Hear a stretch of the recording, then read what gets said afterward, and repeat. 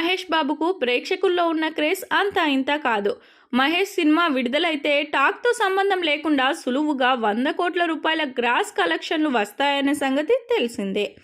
అయితే అమ్మ సెంటిమెంట్ వల్ల మహేష్ బాబు నటించిన 3 సినిమాలు సక్సెస్ సాధించలేదని ఫ్యాన్స్ కామెంట్లు చేస్తున్నారు.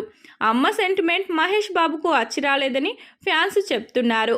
మహేష్ కెరియర్లో అమ్మ సెంటిమెంట్తో తెరకెక్కిన సినిమాలలో నిజం ఒకటి. ఈ సినిమాలో భర్త మరణించడంతో భార్య కొడుకుకు ట్రైనింగ్ ఇచ్చి తన లక్ష్యాన్ని నెరవేర్చుకోవాలని భావిస్తారు.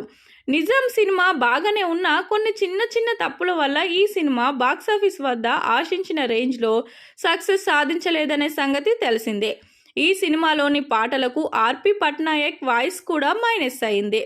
తర్వాత రోజుల్లో మహేష్ బాబు మదర్ సెంటిమెంట్తో తెరకెక్కిన నాని సినిమాలో నటించారు. ఎస్జే సూర్య డైరెక్షన్లో అమిషా పటేల్ హీరోయిన్గా తెరకెక్కిన ఈ సినిమా బాక్సాఫీస్ వద్ద ఆశించిన ఫలితాన్ని సొంతం చేసుకోలేదు.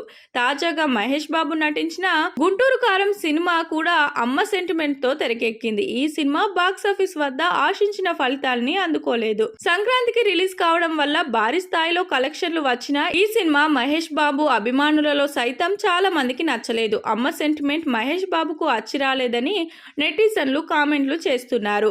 మహేష్ బాబు భవిష్యత్తులో ఈ తరహా కాన్సెప్ట్లకు దూరంగా ఉండాలని నెటిజన్లు కామెంట్లు చేస్తున్నారు. మహేష్ బాబు కథల ఎంపికలో మరింత వైవిధ్యం చూపించాలని ఫ్యాన్స్ చెప్తున్నారు.